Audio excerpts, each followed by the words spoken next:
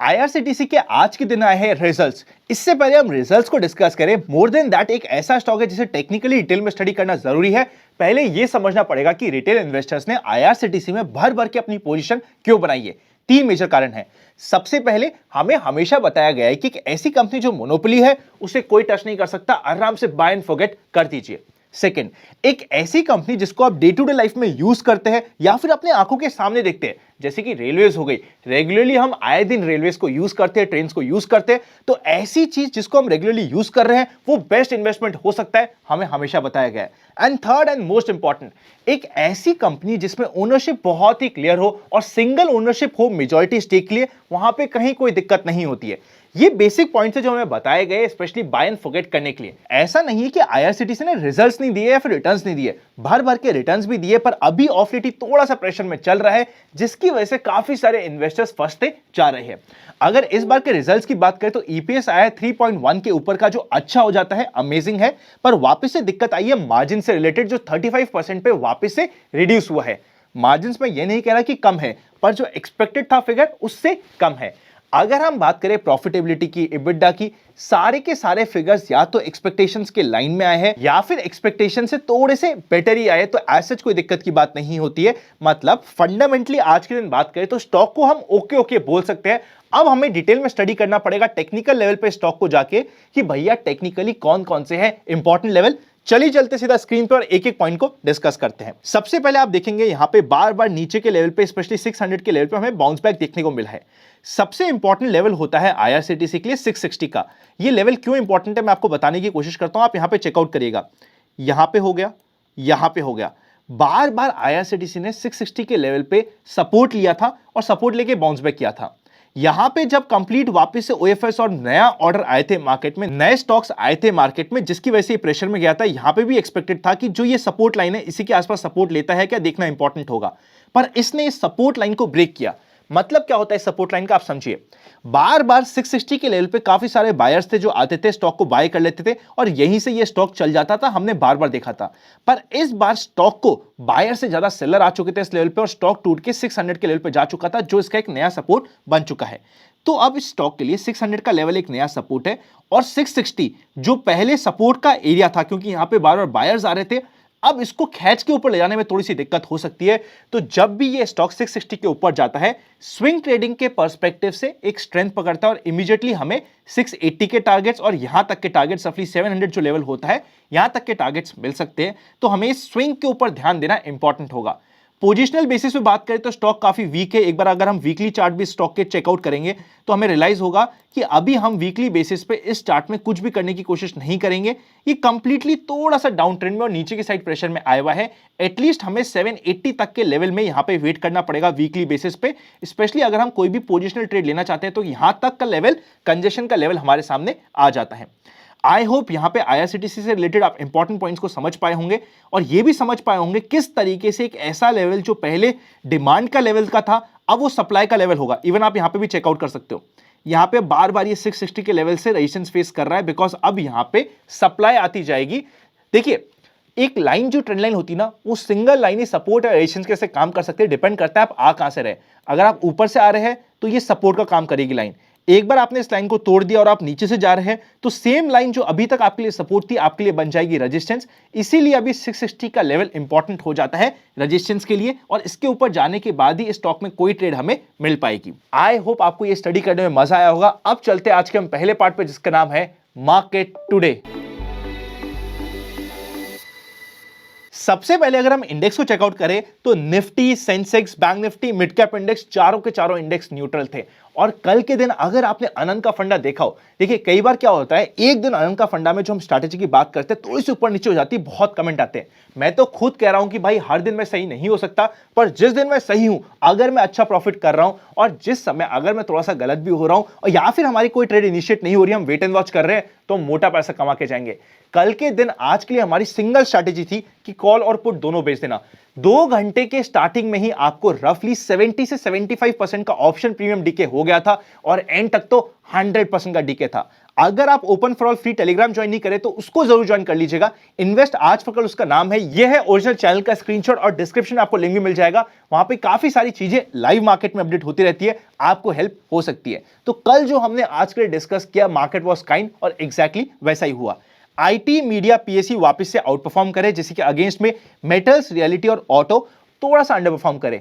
हो सकता है मंडे से मेटल्स और ऑटो में थोड़ा बाउंस बैक देखने को मिल सकता है। विक्स 13.04 पे है, कंफर्टेबल है। और साथ ही साथ निफ्टी के मोमेंट की बात करें तो 17,780 था लो, 17,920 था हाई। एक छोटी सी रेंज में मार्केट जिगजैग करता रहा। सेकेंड हाफ में स्पेशली टुवर्ड्स क्लोजिंग मार्केट ने ऊपर के लेवल पे जाके क्लोजिंग करी है। इसके दो में से एक साइन होते हैं। पहला साइन तो ये कि कल के दिन यानी कि फ्राइडे के दिन मार्केट ओपन होते ही पहले 1 घंटे में जो 17,920 का हाई लगाया है उसके नीचे रेजिस्टेंस फेस करते हुए वापस से कमजोरी की साइड आ जाए। वरना अगर कल एक बड़ा दिन होने का मौका हुआ तो वो भी हो सकता है, उसके ऊपर हमारी ध्यान रहना चाहिए। एक बड़े मोमेंटम का दिन, क्योंकि यूजुअली हम सोचते हैं कि फ्राइडे तो हमारा छुट्टी का दिन है। छुट्टी की जगह मार्केट कई बार बहुत अच्छे ड्रामे भी कर देता है, तो उसके लिए हमें ध्यान रखना पड़ेगा। अब चलते हैं नेक्स्ट सेक्शन पे। उससे पहले अगर अभी तक आपने जो हमारी कैप्सूल मास्टर क्लास होने वाली है उसके लिए रजिस्टर नहीं किया है, अभी भी आपको पिन कमेंट पे और डिस्क्रिप्शन में लिंक मिल जाएगा। चलिए चलते हैं नेक्स्ट सेक्शन पे। सबसे पहले अगर हम एफआईआईस और डीआईएस का मोमेंटम चेकआउट करें तो आज के दिन यानी कि 9 फेब को एफआईआईस और डीआईएस ने दोनों ने सेलिंग करी है। डीआईएस ने 200 करोड़ की, एफआईआईस ने 144 करोड़ की। कोई मेजर फिगर नहीं है तो इतनी कोई टेंशन की बात नहीं होती है।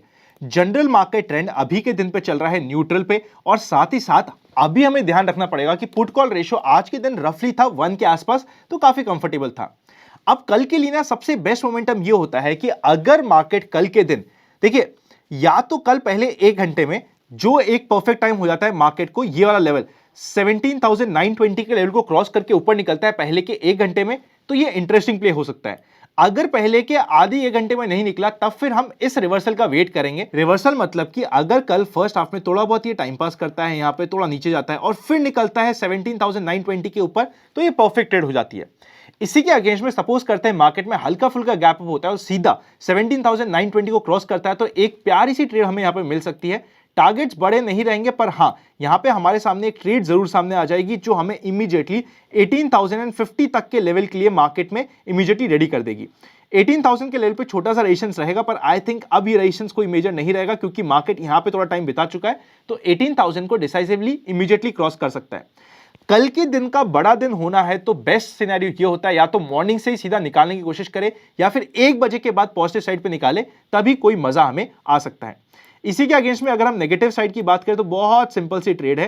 कभी भी मार्केट जब तक 17,800 को क्रॉस करके नीचे नहीं जाता कोई नेगेटिव ट्रेड नहीं होती है। अगर 800 के हमें नीचे में नेगेटिव ट्रेड करनी भी है तो सिर्फ 50 पॉइंट का स्टॉप लॉस और 660 तक के टारगेट यहां पे ओपन हो जाते हैं। नेक्स्ट बात करते हैं बैंक निफ्टी।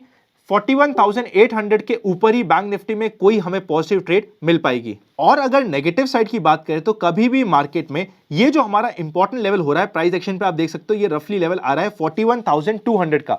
इसके नीचे जाता है तो इमीडिएटली हमें 400 साढ़े 400 पॉइंट की रेंज यहां पे ओपन हो जाती है, जिसके ऊपर हमारी नजर रह सकती है। कल के दिन बैंक निफ्टी पे कंपैरेटिवली ज्यादा ध्यान रह सकता है क्योंकि अभी आज के दिन भी और कल के दिन भी बैंक निफ्टी बहुत शांत था, तो हो सकता है अगर फ्राइडे को मार्केट को निकलना हुआ तो बैंक निफ्टी, रिलायंस, देखिए रिलायंस चाहे तो कल और टाइम पास कर सकता है, जिस तरीके के चार्ट बने हुए हैं। बजाज फाइनेंस कल और टाइम पास कर सकता है, पर कल और मंडे में से अगर निकलता है मार्केट तो ये एक इंपॉर्टेंट प्ले कर सकते हैं। और फाइनली हमारे लिए इंपॉर्टेंट होगा मेटल्स और आईटी दोनों को देखना, इनके ऊपर हमारी नजर कल के दिन रहनी चाहिए। अब सीधे चलते हैं इंपॉर्टेंट स्टॉक्स के ऊपर। सबसे पहले हमें अदानी को डिस्कस करना पड़ेगा। अदानी को डिस्कस करने का यह इंपॉर्टेंट कारण है कि अदानी में भी अदानी पोर्ट सबसे स्ट्रेंथ वाला है, और क्योंकि आज के दिन काफी लोग फंसे हो सकते हैं इसलिए हम इसे बार बार डिस्कस कर रहे हैं। आज के दिन इंट्राडे बेसिस पे परफेक्ट ट्रेड बन रही थी अदानी पोर्ट की। अगर आप यहां पे ध्यान देंगे, एक ऐसा स्टॉक जो निकल रहा है, फर्स्ट डिप उसका यूजुअली बॉट आउट होता है, यही हुआ यहां पे भी। आज अगर नहीं भी किया ना तो हमेशा आपको ध्यान आएगा और हमेशा आपको यह हेल्प रहेगा रूल। अगर कोई स्टॉक निकल रहा है स्पेशली एक प्रेशर के बाद, जो उसका पहला डिप होता है वो यूजुअली बॉट होता है। सेकंड डिप अगर बॉट होता है तब हम कह सकते हैं कि इस स्टॉक में एक्चुअली स्ट्रेंथ आई है, वरना पहला डिप तो बिकॉज लोग जिनको फोमो हो रहा है वो यहां पे आके बाय कर लेते हैं। चलिए अब अगर हम अदानी पोर्ट की बात करें तो सबसे पहले हमारे लिए इसका इंपॉर्टेंट लेवल हो जाएगा जब भी ये 640 के लेवल को क्रॉस करके ऊपर की साइड जाएगा तो एक नई पॉजिटिव ट्रेड के लिए इनिशिएट होगा। इवन अब आप बात करेंगे ना 490 500 का भी लेवल अब एक इंपॉर्टेंट सपोर्ट कैसे काम करेगा। ये जो हमारा रफली इस दिन का जो टॉप होता है वो अब इंपॉर्टेंट सपोर्ट कैसे काम करेगा। नेक्स्ट हो जाता है अदानी विल्मर। देखिए अभी हमने यहां पे एकदम बॉटम पे बात करी थी और वहां से हमें 10% रिटर्न्स मिल चुके हैं, पर एक चीज ध्यान रखिएगा, जब ये रिवर्सल लेगा तो सीधा लोअर सर्किट पे मिलेगा। तो अगर अब आप चाहे स्पेशली इस लेवल के आसपास 490 के आसपास यहां पे इसको रेजिस्टेंस मिलना है तो यहीं पे मिल सकता है। तो अगर हमारे पास 10-15% का प्रॉफिट हो जाता है और रिवर्सल के साइन मिलते हैं तो हमें यहां पे प्रॉफिट बुक करने की भी जरूरत हो सकती है। कल के लिए फाइनल इंपॉर्टेंट स्टॉक होगा प्रिकॉल का। देखिए ये ना इंपॉर्टेंट सपोर्ट इसके लिए आ रहा है 185 के आसपास। आज भी ये इसी लेवल के आसपास आया और बाउंस बैक करा, बड़ा 2-2.5 दिन थोड़ा सा रुक चुका है। अब अगर कल के दिन ये इमीडिएटली निकालने की भी कोशिश करे 200 के लेवल को तो इमीडिएटली हमें 209 तक के लेवल यहां पे मिल सकते हैं प्योर ट्रेडिंग पर्सपेक्टिव के लिए। अगर हमें डिप पे मिलता है 185 के आसपास तो वापस से ₹2 के स्टॉप लॉस के साथ एक बाउंस बैक के लिए प्ले किया जा सकता है। तो ये स्टॉक काफी इंपॉर्टेंट हो जाता है कल के लिए। आई होप आपको वीडियो अच्छा लगा होगा, तो लाइक करे बिना मत जाइएगा। अभी भी अगर आपने कैप्सूल कोर्स को सब्सक्राइब नहीं किया है तो डिस्क्रिप्शन में और पिन कमेंट पे आपको लिंक मिल जाएगा। सी यू वेरी सून।